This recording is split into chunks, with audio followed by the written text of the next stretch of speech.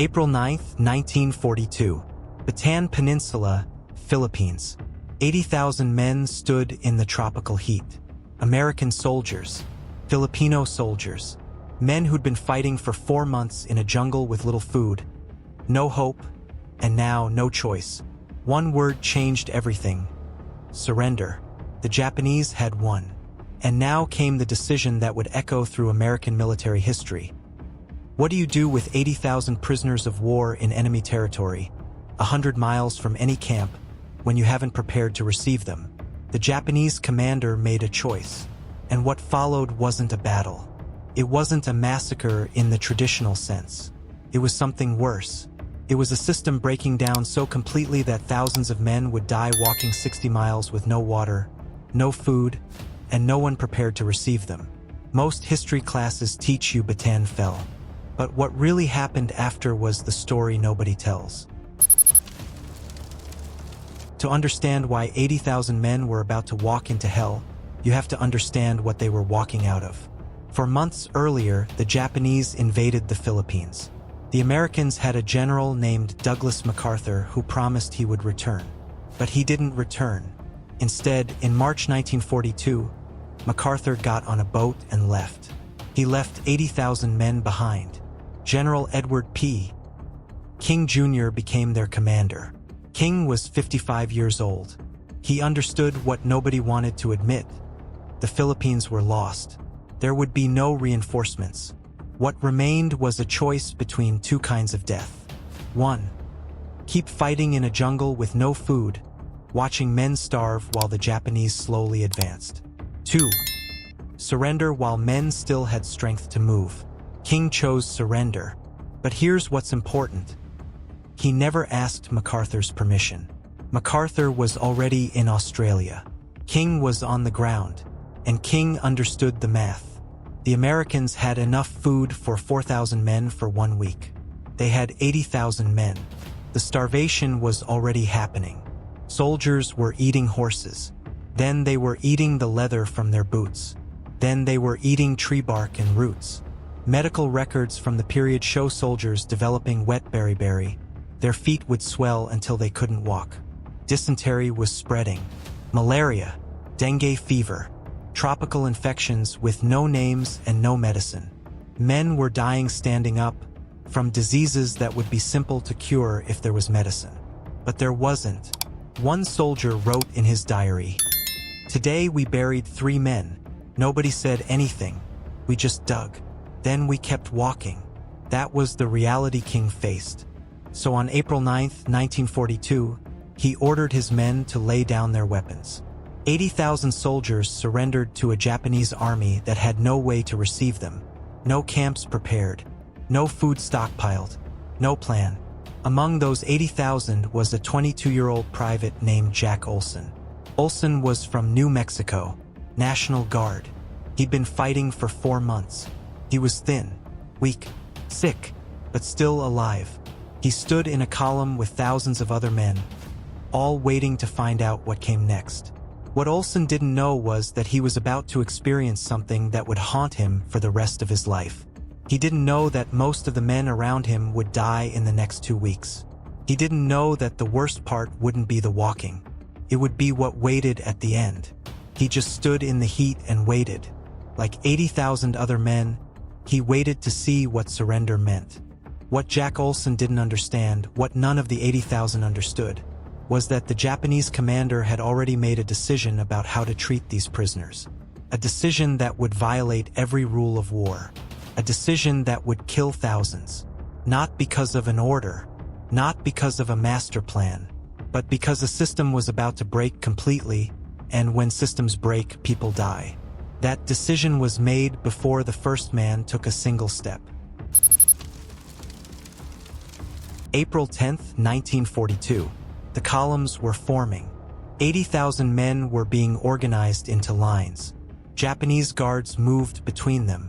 Young guards, some inexperienced, some brutal, most just young men following orders they didn't fully understand.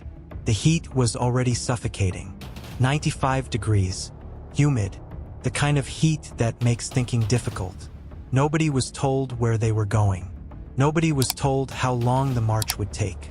Nobody was told there would be no food. Jack Olson stood in the middle of the column, somewhere between the 20,000 mark and 40,000 mark. He could see men ahead of him stretching to the horizon. He could see men behind him stretching back to where they'd surrendered. The columns looked like roads made of human beings. The march was supposed to take a few days, maybe 4, 5 at most. The Japanese had a camp called Camp O'Donnell, about 60 miles north. It wasn't built yet, but the soldiers didn't know that. They just knew walk north. That was the order. The first mile was almost manageable. The column moved slowly, but it moved. Guards directed traffic. Some men were carrying wounded. Others were trying to help friends who could barely stand. The sun beat down. The humidity was crushing. But mile 1 was survivable. Mile 2, the first man collapsed. He was an older soldier, maybe 35. His legs just gave out. He fell into the road. Other soldiers tried to pick him up. A Japanese guard approached. For a moment, nobody knew what would happen. In war, you've seen enough to know that compassion isn't always extended to the fallen. The guard looked at the soldier. Then he pointed to the side of the road. The message was clear. If you can't walk, you get left behind. Some soldiers dragged their friend to the side. Others kept moving. What choice did they have? Stop the whole column? Die with him? This became the pattern. By day 2, the system was breaking. The Japanese had expected to stop at prepared rest stations. But the stations didn't exist. The Japanese commander expected supply convoys would follow with food and water. But the convoys never came. The guards had rations, enough for maybe 1,000 men. They had 80,000. So there was no official food distribution. The men had to find water where they could. Ditches, streams, contaminated water that would kill them slower than dehydration, but kill them nonetheless. Jack Olson was thirsty by dawn on day 2. His throat felt like sandpaper. His tongue was thick. He watched men ahead of him stumbling toward a ditch. Some guards allowed them to drink. Others beat them away from the water. There was no consistent rule. It depended on which guard, which moment, which mood. A soldier next to Jack tried to break formation and run toward a water source. A guard intercepted him. What happened next was fast. A body falling. The column kept moving. Nobody stopped. There was nowhere to stop. Days 3 and 4, the brutality began to emerge, not as a coordinated system, but as individual guards deciding what they would tolerate. Some guards showed mercy. They shared cigarettes. They looked away when men drank from ditches. They seemed to understand the impossibility of the situation. Other guards were different. One guard beat a soldier unconscious for looking at him. Another executed a man who stepped out of line to urinate. Another seemed to take satisfaction in making men suffer. The problem wasn't that cruelty was ordered. The problem was that cruelty was allowed. When a system breaks and nobody enforces limits, people reveal what they're willing to do. Some men do nothing. Some do everything. The real killer emerged on day 3. Dysentery. The contaminated water spread disease through the columns like fire through dry wood. Men's intestines turned liquid. They couldn't control their bodies. They would soil themselves while walking. The smell became overwhelming. The shame was crushing. Dysentery doesn't kill you quickly. Kills you slowly, over days or weeks. First you're weak.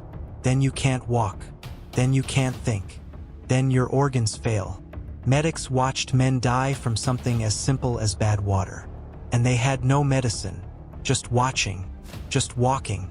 By day 5, the death was becoming routine. Bodies were left on the road. Some were buried.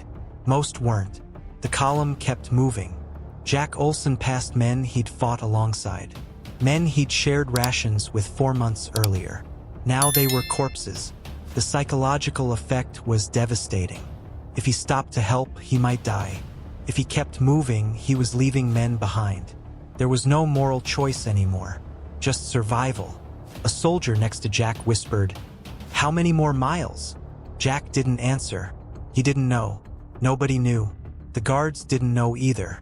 By the end of day 5, the death toll from the march was in the hundreds. Not all from violence. Most from disease and dehydration.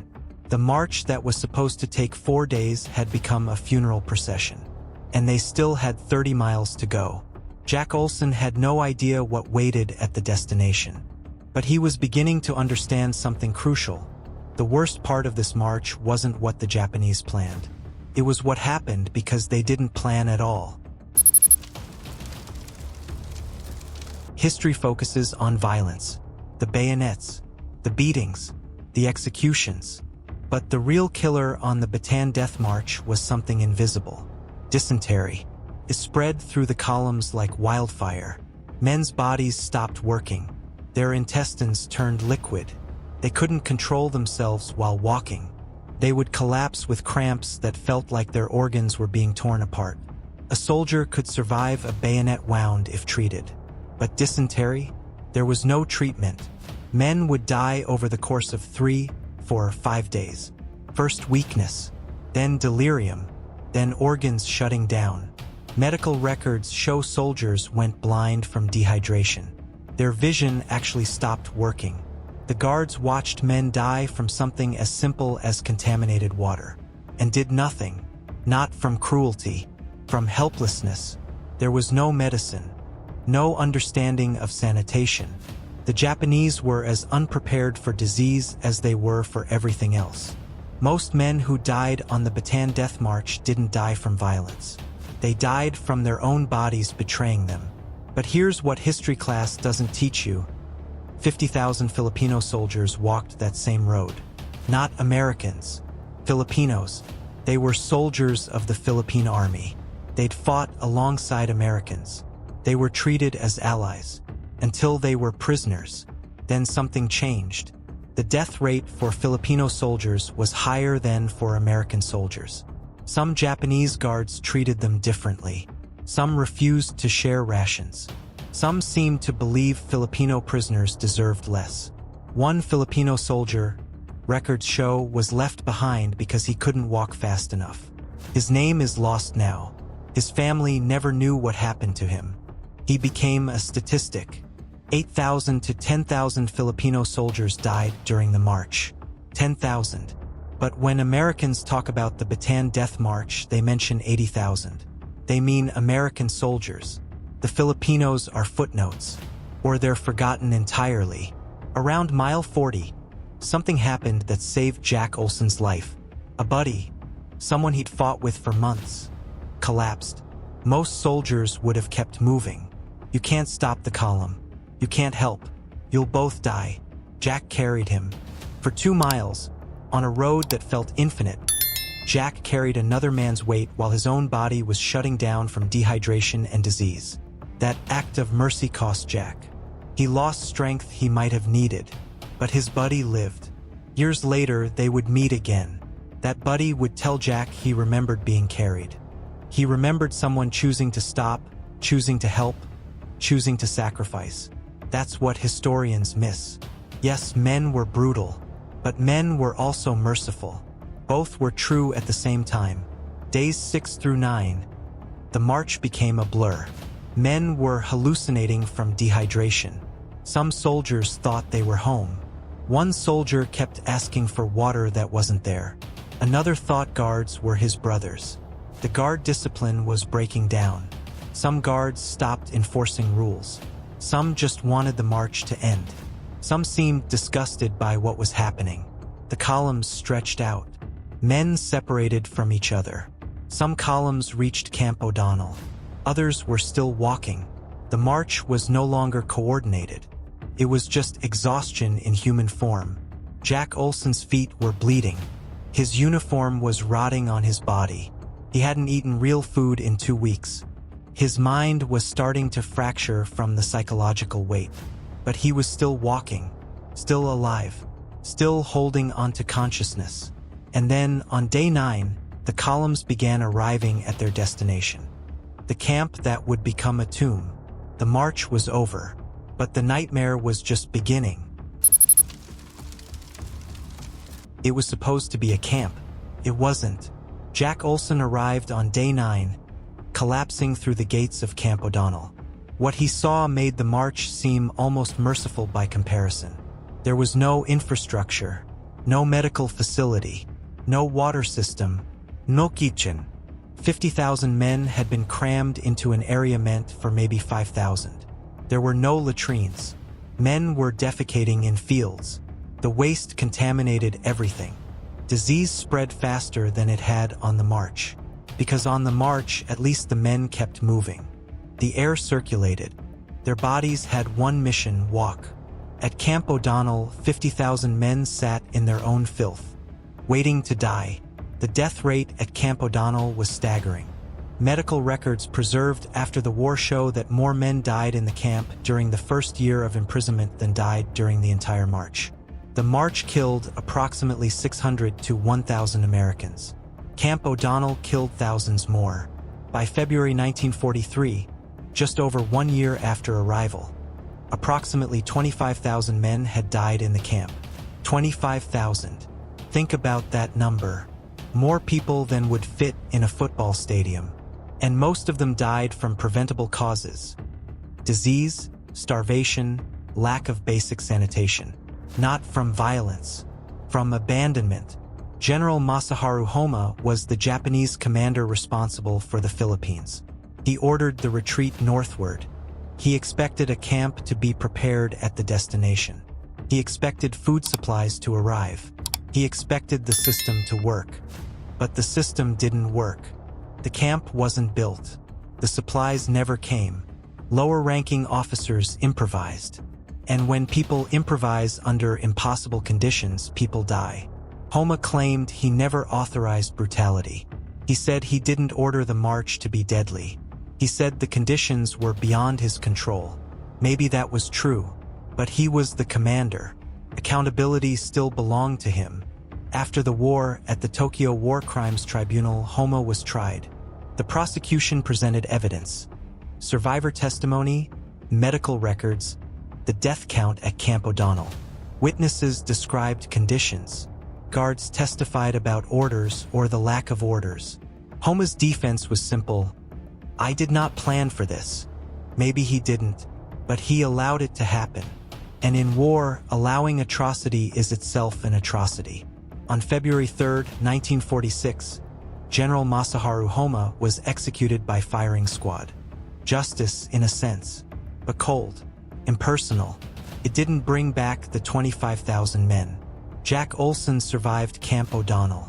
He was liberated in 1945, nearly 3 years after capture. He was skeletal. His body had begun to shut down from years of starvation. His mind was fractured from what he'd witnessed. But he survived. Most of his friends didn't. Survivors carried a weight that never fully lifted. Why did I live? Why did that man die? Why did mercy find me when it abandoned thousands of others? That question haunted Jack Olson for the rest of his life. He would write about it. He would testify about it. He would sketch it, the faces of men who didn't make it home. And through his testimony, through his memoir, through his sketches, the untold story finally had a voice. But it took decades. Decades before America was ready to hear what really happened on the Bataan Death March.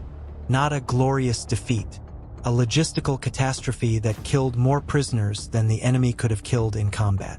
We began with a simple question: what do you do with 80,000 prisoners in enemy territory when you haven't prepared to receive them?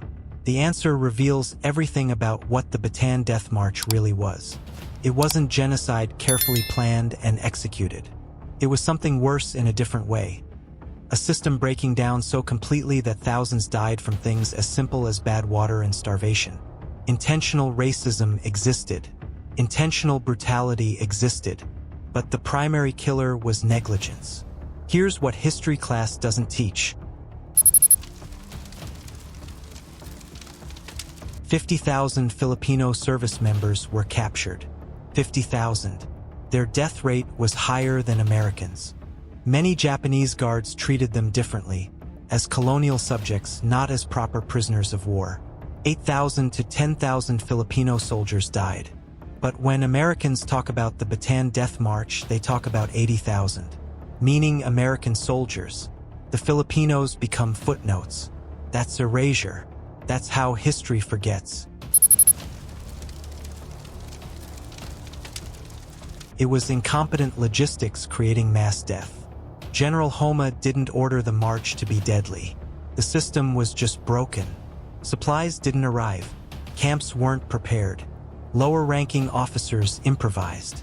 And when systems break, people who have power over life and death start making individual choices. Some chose mercy. Some chose cruelty. Most chose survival, their own survival, not their prisoners. The march killed 600 to 1,000 men. The camp killed 25,000. But America focuses on the march. The march is dramatic. 60 miles. Walking. Death. The camp is slow. Boring. Just men sitting in filth dying from disease. Not a story America wanted to hear. When Jack Olson and other survivors returned, America didn't know what to do with them. They had nightmares, flashbacks, inability to function. But PTSD wasn't a recognized condition. So survivors were told, "Get over it. Stop complaining. You're a veteran. Act like it." Some of them drank themselves to death. Some took their own lives. Some spent decades in silence, never telling anyone what they'd witnessed. Only recently has America begun to understand. Surviving trauma is its own kind of wound. Here's what the real Bataan Death March story reveals about war. Prisoners have no protection without enforcement. Geneva Conventions exist on paper. But if no one enforces them, if there's no oversight, if the system is too broken to function, then the rules don't matter. Leadership failures kill as surely as bullets. A general can kill thousands without firing a shot. Through incompetence. Through negligence. Through allowing a system to collapse. The enemy are often conscripts, not sadists. Some Japanese guards were brutal. Some were merciful. Most were young men following orders in chaos. That doesn't excuse anything, but it complicates the story, because it shows war creates situations where ordinary people do terrible things. Survival is random. Jack Olson lived. His buddy lived because Jack carried him. Thousands around them died. Not because they were weaker, not because they didn't try, because of luck, timing, chance. That randomness haunts survivors forever. The lasting impact took decades to emerge. Of 80,000 captured, approximately 50,000 survived the war. 30,000 died. The surviving 50,000 came home to a country that didn't understand trauma. They carried guilt that nobody acknowledged. Many couldn't work, couldn't maintain relationships. Some were institutionalized. It wasn't until the 1980s that America began recognizing PTSD as a real condition. For decades, survivors suffered alone. And the full story, the untold story, remained hidden. Hidden not by conspiracy, but by collective forgetting. Jack Olson survived the Bataan Death March. He survived Camp O'Donnell. He survived the war. But survival came with a price that no medal could honor. For 42 years after liberation, Jack carried something in his wallet. Piece of paper. On it was the name of a soldier who didn't survive. A friend. A buddy from his unit. Every day for 42 years, Jack looked at that name. Every day he asked the same question. Why did I live when he didn't? That's survivor guilt. And it never fully goes away. Jack didn't talk about the march for decades. He went home to New Mexico. He tried to work. He tried to have a normal life. But the nightmares came. The flashbacks came. The difficulty breathing came. He couldn't explain it. Nobody had language for what he was experiencing. So he suffered in silence, like thousands of other survivors. It wasn't until the 1970s and 1980s, 30, 40 years after the war ended, that America even began to recognize that survivors were carrying wounds. Psychological wounds. Trauma. The condition we now call PTSD. Jack was already middle-aged by then. Decades of silence. Decades of shame. Decades of wondering if anyone would ever understand what really happened. But then Jack did something powerful. He began to testify. He wrote a memoir. He spoke to historians. He shared his sketches, visual records of what he'd witnessed. He documented names. He recorded testimony. He kept the story alive. Not for glory, not for recognition, but because he understood something essential. If he didn't tell it, it would disappear. The Bataan Death March would become a footnote, a historical event that got smaller every year, a story that mattered less as more time passed. Jack refused to let that happen. Through his voice, through his words, through his sketches, the untold story finally had a witness. A living witness who said, "This happened. I saw it. These men deserve to be remembered." Jack Olson died in 2005, but his testimony lives on. His memoir is read. His sketches are displayed. Historians study his accounts. Students learn from his words. Because one man decided to speak. After decades of silence, one man chose to break that silence. Here's what we often miss about history. It's not created by generals or politicians or grand events. It's created by people like Jack who refuse to let memory die, who say, "This story matters," who testify, "This is what I saw," who insist, "The dead deserve remembrance." The Bataan Death March killed 30,000 men. 30,000. But it's not just a statistic. It's 30,000 stories, 30,000 families, 30,000 futures that never happened. Filipino soldiers whose names are forgotten. American soldiers whose sacrifice is diminished. Guards whose actions rippled through generations. Survivors who carried weight nobody saw. All of them real. All of them human. All of them deserving of memory. When we forget this story, we commit a second death. The first death was physical. The second is historical. When we stop telling the story, stop asking questions, stop insisting that memory matters. Jack Olson refused that second death. He kept the story alive. And now you know it. Not the version that history class teaches, the simplified, mythologized version, but the real story, the untold story, the story of what happens when systems break, when leadership fails, when ordinary people face impossible choices. If you believe that stories like this, stories about the real human cost of war, the cost of negligence, the cost of systems collapsing under their own weight, if you believe these stories deserve to be remembered and told and passed on, then you already know what to do. Tell someone. Keep the story alive. Because memory is the only form of resurrection we have.